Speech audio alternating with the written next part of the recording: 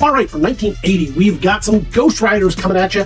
This is a grouping of 8. You're going to get all of them in this lot. I'm going to walk you through each one so you can see exactly what you're going to be getting. A lot of books, a lot of value, and I want you to have the best opportunity to know what you're going to get. If you were here in the gallery with us, you'd have an opportunity to look at this front cover as we take some photos for the catalog. You'd take a look at the back cover to see that it's consistent with your collecting goals, but you'd also really inspect it. Now in the catalog, you're just going to see a flat image. Here, what I'm going to do is I'm going to let this light wiggle and jiggle all down the front so you can see these bits of spine ticking.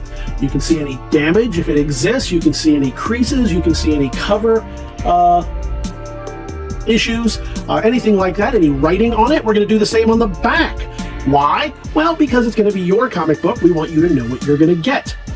So maybe it doesn't matter to you too much that this little crease is there, and maybe you wouldn't even notice it in the catalog, but I'm going to do my best to let that light show it to you so you can see it. What else are we going to do? Well, we're going to open it up.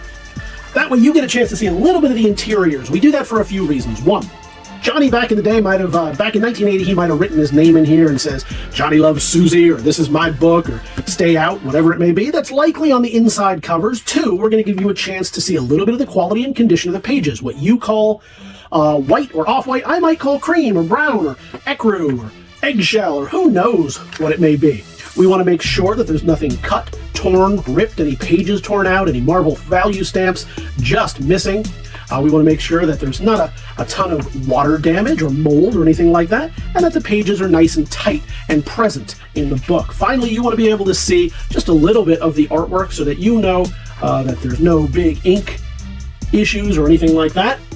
And finally, again, on the inside front cover, just like the back, here again, maybe Johnny wrote, I rule, 1980 is awesome, whatever it is that he might have written right here, that usually will show up here, and we give you one last chance to see the cover from the other side. Sometimes things will happen on this front cover that you can't see until you turn it over and you go, oh yeah, look, there's a tear or a scratch or see that little bit right there, little things like that. So now you know as much about this book as we do. You know one fact more, and that's how much you're willing to bid on it. So now we'll move right along to number 44, and we'll do the same. That way you get a chance to see exactly what you're going to get. You got Carmine Infantino on this, Infantino rather.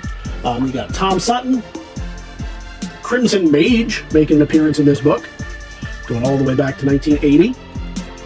And remember, you're going to get a whole bunch of books in this, not just the one or two. So if for some reason one of these is not up to your particular standards, maybe you don't like the interiors, you don't think it's white enough or bright enough or up to your standards, that's fine, because you're going to get a whole bunch. And that's why we do it. So now, best possible experience, short of being here in the catalog with us, in the gallery with us rather, and I'm going to do that for each one. We almost forgot to get some shots for the catalog, so I do want to get that in there as we move on to Ghost Rider number 45. We'll get a couple of shots here for the catalog. Changing the team this time, you got some Michael J. Fleischer, you got some Don Perlin back on the book. Look at that Star Trek kit right there. Oh, so nice. Is that one of the Erdls? AMT. Close enough.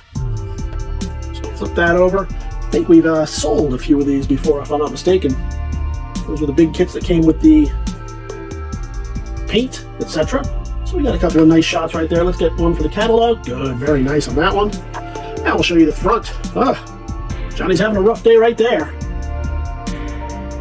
That, by the way, is a different Johnny than the Johnny that might have written his name. I am not implying that Ghost Rider came to life, wrote his name, fell in love with Susie. A little bit of issues right there. I'm talking about Johnny Blaze right there, and Johnny who loves OJ. Hey kids, buy some boots, or else. And we're moving right through here. It'd be funny if that were a glove that you were, well, not funny. That's not funny. It'd be interesting, let's say that. There's a prequel to your favorite Coen Brothers movie right there. And we run you right through to the end. Here he is again, wow. Can't escape from the OJ. A little bit of issues right here. But apparently, man, that dude was selling some shoes back in the day. You know what? I want to inspect this just a little bit closer. It looks like it might be pulling, but it's not. That is a little bit tight. Will it stay tight? I don't know. I don't know how much time it's got left on it, how many more read-throughs it's got, but now you're aware. All right, moving on to number 46. Ghost Rider is just bullying what I imagine must be Johnny Blaze. What a meanie. Guy's not nice at all. Can't be shouting things like that. All right, so this time up we've got, we'll show you the front, some more Michael Fleischer and Don Perlin. Flag Fargo showing up in this one. I think we saw him a little bit in that last one. I'll be making terrible Fargo jokes as a result of it, I'm sure. Yeah, not too bad on the back cover. I'd like to see it a little bit nicer. Get that 2 ticks right there that maybe break color. And a little bit along there, but otherwise pretty good. Still no writing on these, and I'm really happy about that. Well, I don't know if I'd say happy. Here's the thing about these comics. I like when young Johnny back in 1980 wrote all over it, circled the things that he wanted to buy from the catalog, underlined parts that he thought were cool, cut stuff out. That means he enjoyed it. But I know what that does for the, hey, yet another Johnny and yet some more boots being sold. You're looking right here. But I like that because it gives it some provenance. It means that somebody back in the day had an opportunity to love these and enjoy them. On the other hand, since they aren't there, it makes it a little bit more valuable for you, and hopefully you will get to love these and enjoy them in a way that Johnny back in 1980 might not have. So we're going to go on to this one right here. This is what, 47 we are on. More of the same. This is the Demon Within.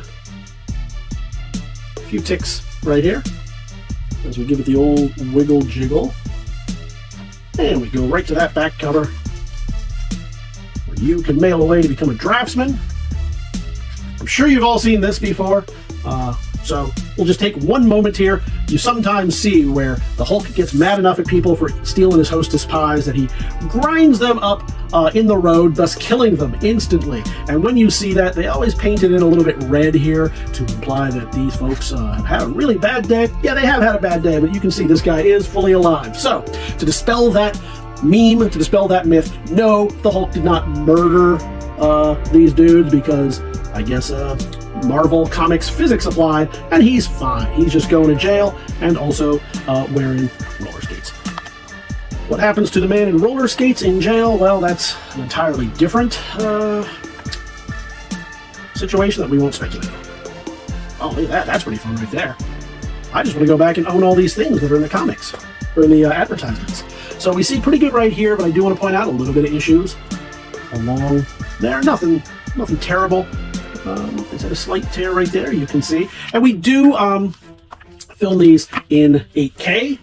Are you seeing it in 8K? Perhaps, maybe not. Depending on where and how you are viewing this, it may have been downscaled by the time it got to you. But we started off in 8K so that hopefully, depending on where you're seeing it, it will be down to at least 1080p, but hopefully still ultra high definition so that you can zoom, rewind, go back, and see any and all flaws, issues, anything like that. We're seeing one little thing right there. Can I get the light on it?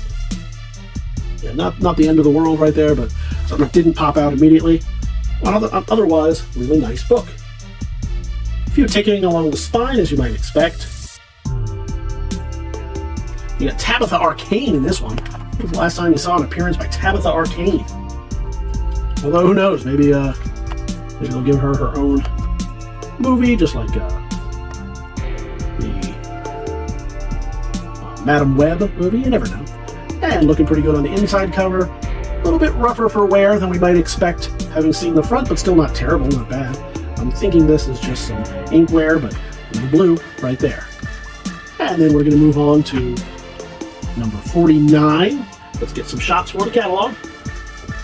As we see Manitou. If I'm pronouncing that at all correctly, I don't think I am.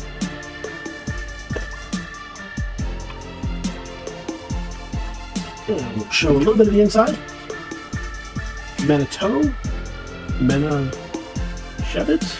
Oh, for a moment there, I thought that was, what is this? It's like a fake Marvel value stamp put out by Toys R Us. I don't know that I've seen that. I'm sure I've seen it, I just don't know that I've ever noticed it before. Usually we mark them so that I know to point out to you whether or not the Marvel value stamp is there. It's my first time seeing that. Alright, not too bad right there. This cover feels a little looser than I would like, although doing like this, I don't want to force it. See a little bit of creasing right there. And is that a tear? Hold on. I want to know so that you can know if that is a tear. Yep, very slight tear. So what? was previously just a press job is now a tear. So this is not one that still a good reader copy, but that hurts it overall, I think, depending on how you value it. If you value it as just a nice reader copy, well then no, not at all. You can still read all the words. It just doesn't have as nice of a cover. But now you know, and that's half the battle. You got the Knight Rider in here. For the 50th anniversary issue, it feels a little bit thicker. How many pages is it? I don't know. I'm sure we'll see once we open it up. We'll throw that back there. I don't like the looks of this cover. I do like the looks of these Legos. They're nice, but you can see right there, does that look like a little bit of paper loss? Or no, it's not quite loss. I can feel it with my finger. I don't want to unravel it. It looks like it's just creased over. So it doesn't seem lost. It seems like it's just, yeah, it's there. It's creased over. I don't want to force it, possibly make it worse. Plus, it's going to get caught on the bag as we put it back in. So I'll leave it like that. Oh, let's point this out to you so you can see it. Also, did I get a photo for the catalog? So there you go. We've got a little bit more information for you than you might have otherwise gotten, and that's why we do these, so that you know what you are going to get. Not real happy with these pages either. Oh, now I'm definitely not happy with these pages. Oh boy, oh boy. So, yeah. So here's what we're going to do. I'm going to get a couple of pages or a couple of photos like this for the catalog so that you can see it. Some people don't view these videos, and that's perfectly fine. If you don't want to use the entire video condition report, but for those that are just using the catalog, I want them to see what we're seeing right here. So these pages are here. They are present. They have definitely come loose. Oh, this is fun. Is this one supposed to come loose? No, it's not even an insert. Thought perhaps it might have been an insert to pull out since this is all a 2-page spread. Nope, it's just right along that staple. Ah, that's a shame, especially for a nice 50th anniversary year. Not even really, I don't think, considered a minor key. Still, readable and fun, and you're going to get all the other books in this lot as well. But now you know about it, and I'm glad we were able to spot that for you before we... Last thing we want to do is misrepresent a book to you. It almost look like Mr. Mixabilities. Obviously it's not, but... And then no other issues that I see in there. Maybe you do, I don't know. Let me know if you do, and I'll make an amendment. All right, and then the inside cover, some nice Sans Gothic right there. You may be familiar, you He-Man fans or you early Star Wars fans. And there we go. So you're going to get that 50, which I'd love it to see it in better condition, but here's where we're at. You're going to get 49, 48, 47, 46, 45, 44, and 42. You're going to get all these books all in one lot, all for one money. All you have to do is head on over to TheBigToyAuction.com where you can see these.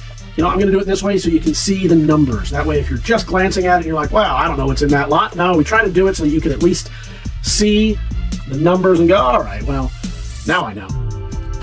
All one money, all one lot. All you have to do is head on over to TheBigToyAuction.com where you can see this, all the other goodies we've got for you this and every week. Leave your pre-bids right now, today, or join us live on auction day. Either way, we'll see you at the auction.